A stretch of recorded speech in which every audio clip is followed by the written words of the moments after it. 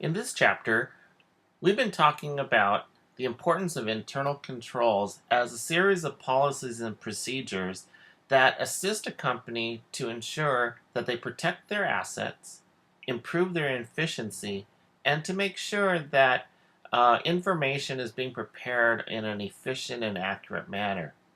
Now, these internal controls will vary from company to company. A retail store may focus on specific things that they feel that are important to protect in their policies and procedures versus some other business organization that may look at their internal controls differently. The main thing with the internal controls is that what they're trying to do is to minimize the effects of errors and defalcations. And what we mean by errors and defalcations is pretty simple. Errors has the tendency of just making mistakes. Now, understandably, everyone makes mistakes. However, when it's intentional, such as trying to take advantage of a company or the company's system for one's own personal benefit, then it's no longer a mistake. It is determined to be a defalcation or in other words, fraud. Now, in either case, both of them hurt the company. Even the smallest deviation from a company's policies and procedures could hurt a company. Even though someone takes a stick of gum or takes something small from a small convenience store, potentially that could be something that could hurt a company, because in the long run, if that's a weakness in internal control and that happens over and over and over again and no one ever tries to correct it, you end up having a problem. So please take a look at the chapter when we talk about internal controls and kind of think about it as you go into a store, you go into a business, and you look around you, how every company out there has some element of internal control set in place to protect that company. Now, probably the most important asset that most companies have to try to control is cash. Now, cash is a very liquid asset. In fact, it's the most liquid asset out there. And the problem with being a very liquid asset is that when you lose it, and it's very hard to get back. And as most of you know, we really want to keep our cash, because with cash we can do so many things. We can pay our bills, we can buy additional assets, we can use it to make our company grow and flourish. Now, the two areas in this chapter that I want to make sure that you focus on, one is that there's one type of cash called petty cash. Now, petty cash is a fund that has been set aside for the use of the office so that the person who's the custodian of the petty cash can be a resource to the company, so that when the company's office needs cash, they don't have to wait for someone to sign a check or to prepare a check in order to pay an expenditure. Now, that happens all the time because a delivery service comes up to your office door and says, I have a package, but I need to get paid now. Or you have to go, you need some cash to go pick up some supplies, or you have to go get something for a meeting. And a lot of times you don't have the time or the luxury to wait for a check signer to sign a formal check in order to pay for that expenditure. So a lot of companies, what they do is they create a petty cash fund. Now, the petty cash fund will vary in size depending upon the size and the type of company they are. Some companies have very small petty cash funds of a couple $100 just to get them through so that they don't have to wait to sign a check. Now, there are other companies where their expenditures may be significantly larger, where their petty cash fund may be several $100s to several $1,000s. The key thing here is that this petty cash fund has to be controlled, because the petty cash cashier or the custodian of the petty cash is going to be giving cash out to employees or authorized individuals based upon the needs of the company when it comes to disbursement of cash. Now, the key thing here with the petty cash fund is that the fund is independent of the rest of the company. When the petty cash fund's balance starts running a little low, the petty cash cashier can go to the company's custodian of the main account and ask for replenishment. Now, that replenishment of that petty cash Normally is in the form of a check so that the petty cash cashier can go into the bank, cash the check, and replenish their fund. Now, please take a look in the textbook when we talk about the journal entries that are required in administering the petty cash fund. Please note that the petty cash cashier doesn't do the accounting because, once again, we've been talking about the three functions that have to be separated in good internal controls: the custody function, the authorization function, and the record keeping function. The petty cash cashier is the custodian of the cash and the cash fund. So we want to make sure that petty cash cashier does not have responsibilities for the record keeping, in other words, the accounting journal entries that go into our general ledger, or the authorization function in order to replenish the petty cash fund. That's being done by another individual within the company when they write the check that authorizes the reimbursement of the petty cash fund. The other area that you want to make sure you're comfortable with in this chapter has to do with the bank account. Now, as a good internal control, every company has to have some relationship with their bank because that bank is the independent custodian of the company's cash. They are entrusted with taking care of the cash balances of the company, being able to cash your company checks, or the checks given to you by your customers. They're the ones that help you in terms of negotiating or receiving cash when someone gives you a check. Now, the problem is that a lot of times the timing differences between how we record a transaction versus what the bank records a transaction may be different. Partly because our business hours are different, or how we keep track of things may be a little bit different than when the bank does. Now, there's nothing wrong with that, but we have to be able to reconcile our bank account. Now, when we reconcile our bank account, what we have to know is how much money does the bank think we have versus how much our accounting records say we have. The difference has to be reconciled. Some of the things that will be reconciled will reconcile the bank balance because we knew about the transaction activity, but the bank didn't know about the transaction activity. On the other hand, the bank does certain things in terms of it taking money in and or out of our bank account that they know about, but we haven't been informed of it yet, so it becomes something that we need to make an adjustment to our bank balance on our general ledger. Now, once you've done the bank reconciliation, and you've got some homework problems to work on for that, the journal entries that have to be made to adjust the general ledger so that it agrees to the adjusted bank balance is on the adjustments, the increases and decreases to our book balance. So make sure that you know how to do those journal entries of how you're increasing and decreasing cash when you are reconciling your bank account. So anyways, let's go and do a problem. This is a relatively short chapter, so there'll be just one problem in this video.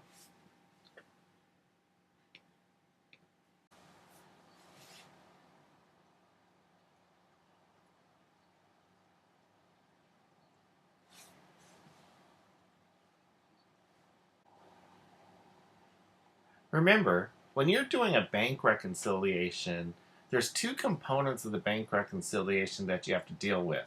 One is the balance per bank, and the other is the balance per book. So let's look at this problem 6-4A, in terms of doing a bank reconciliation and all the various adjustments that are related to it. So once again, if I take a look at this problem, well, we know it's a bank reconciliation. We have two columns we have to deal with: the balance per bank, and then we're going to have the balance per book. Now remember, the balance per bank is the dollar amount that shows up on the bank statement that we received from the bank.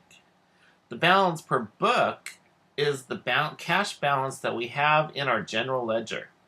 Now, after we have those numbers of the balance per bank and the balance per book, what we have to determine are the items that are going to increase or add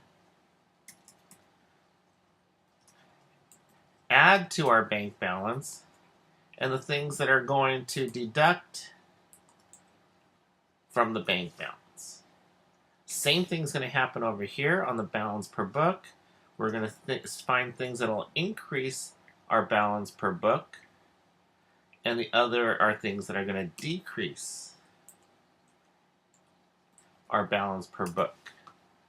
So basically, we now have what we have to do in terms of our increases and decreases of the balance per bank, the increases and decreases of the balance per book. So let's take a look at this problem. After all posting is complete on July 31st, the company's cash account has a $27,497 debit balance. By reading that, we can see that when it says the cash account and then talking about a debit balance, means we're talking about the dollar amount that's identified in the cash account on our general ledger. So we're going to put over here our balance per book of $27,497. As we read it further, it says, but its July bank statement shows a balance of $27,233. So that's our balance per bank, $27,233. Okay, now we can go to each one of these. Now it says check number 3031 for $1,482 and check number 3040 for $558 were outstanding on the June 30th bank reconciliation. In other words, remember, we are now doing the bank rec for the month of July. So what we're talking about here is what we call outstanding checks. And remember what outstanding checks are. Outstanding checks are the checks that we have written and we have recognized in our balance per book because we wrote it in our check register and we did the journal entries for all our cash disbursements. But the payees that we wrote this check out to haven't cashed the check or haven't presented that check for payment by the bank. So in other words, we know about it in our books, but the bank hasn't reflected it on the bank statement yet. So what we have to do is identify the outstanding checks. So the very first one, it says check number 3031 and check number 3040 was outstanding on the bank statement. So let's go ahead and put it in there. So we're going to just carry those over. So 3031, outstanding check in the dollar amount of $1,482. Check number 3040 in the amount of $558. Okay, and then it says check number 3040 is listed with the July canceled checks. In other words, this check here, 3040, is no longer an outstanding check. So what we need to do is, that means it's been recognized here in the balance per bank. So this is no longer an adjusting item. So we're going to go ahead and take it out.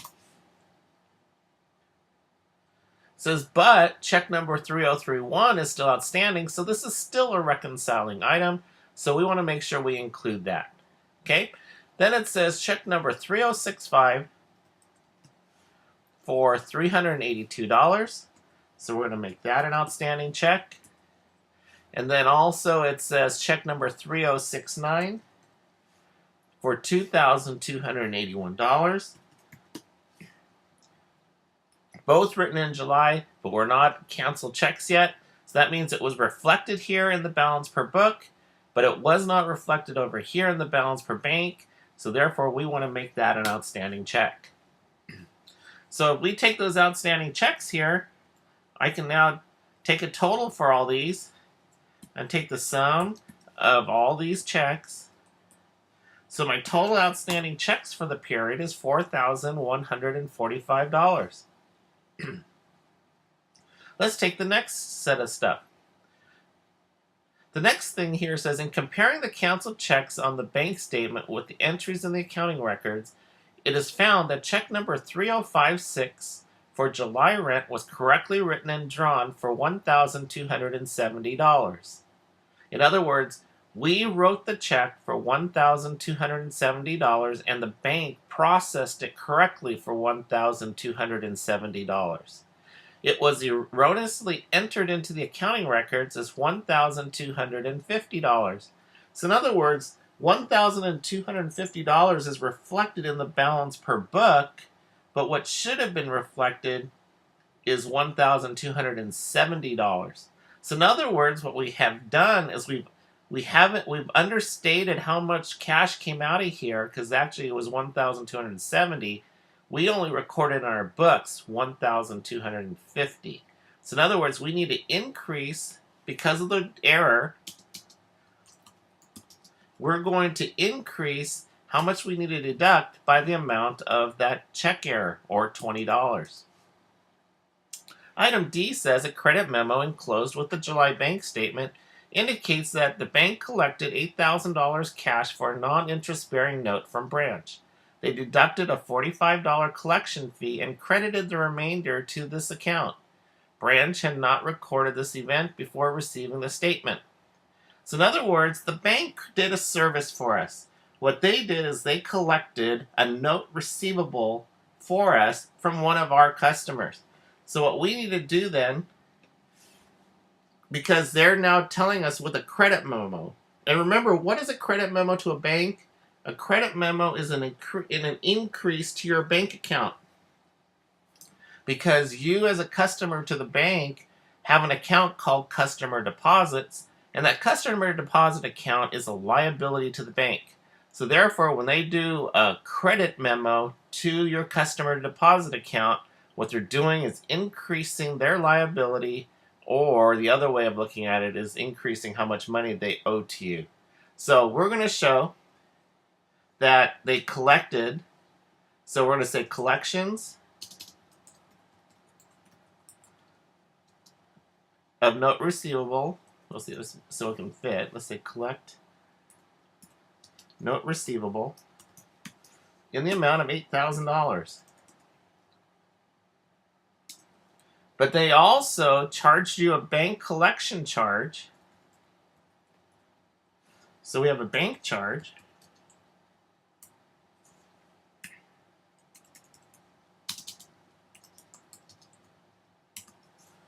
In the amount of $45. So the debit memo for $805 lists a $795 Nsf check plus a $10 Nsf charge. The check has been received from a customer, Evan Shaw. Branch has not yet recorded this check as an Nsf check. Remember, Nsf means non-sufficient funds. In other words, the check bounced. So what happened is that the bank, over here in the balance per bank, has taken out the $795 plus a $10 charge, or a total of $805, out of your bank account to reflect the NSF. So what we want to do is, first of all, we have to put the NSF back in. In other words, is the Nsf check from Branch, and that's in the amount of $795, plus they charged a bank charge,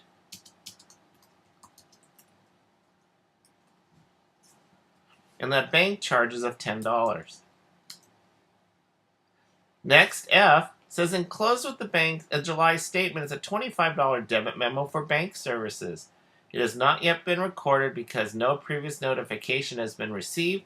Now, remember what a debit memo is. A debit memo is a decrease to their liability, because you're a liability to them, and a debit entry will reduce your bank account. So once again, another bank charge in the amount of $25.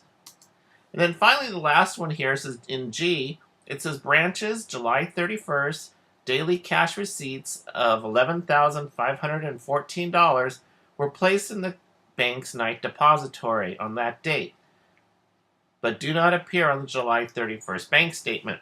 In other words, we made a deposit to the bank, but the bank hasn't recognized it because of timing.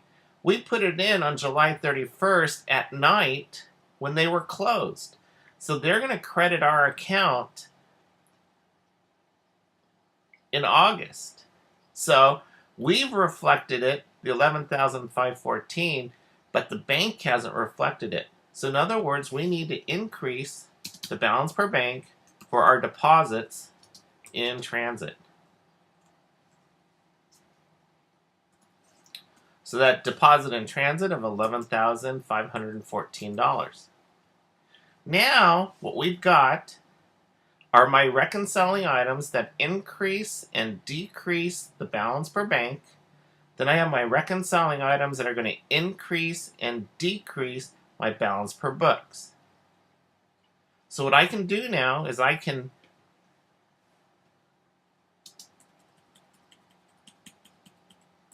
going to draw a line here.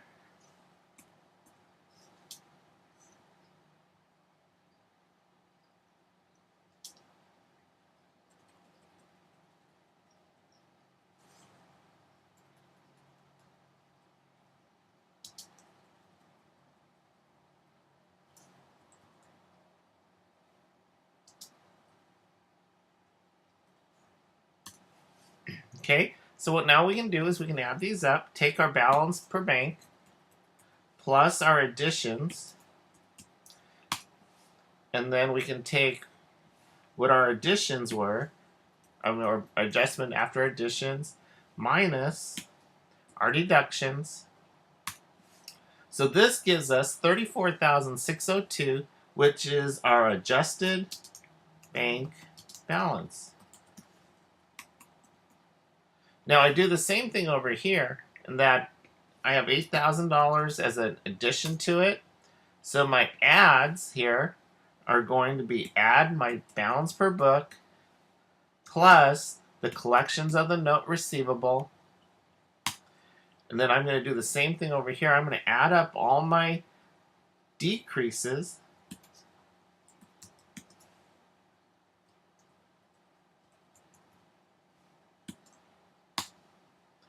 So now I can do the same thing, take the value after my increase, subtract out my decreases, and I get what we now call my adjusted book balance. Now notice my adjusted book balance agrees to my adjusted bank balance. That tells us there that we've just reconciled our bank statement. Now, the next thing we need to do is that now that we've reconciled our bank statement, this balance, this adjusted book balance, is the amount that's going to need to be shown on our financial statements. Right now, the $27,497 is what's in our general ledger. We need to reflect the $34,602 adjusted book balance. So we need to make a series of journal entries to reflect our adjustments. So let's make those journal entries here. The first one is the increases to our balance per book. So what we show here is that we're collecting the note receivable of $8,000. So cash is going to increase, so we're going to debit cash by $8,000. And then we're going to decrease notes receivable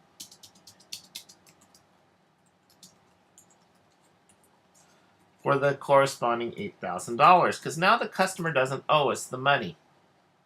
Next, we have to do a journal entry to record the decreases.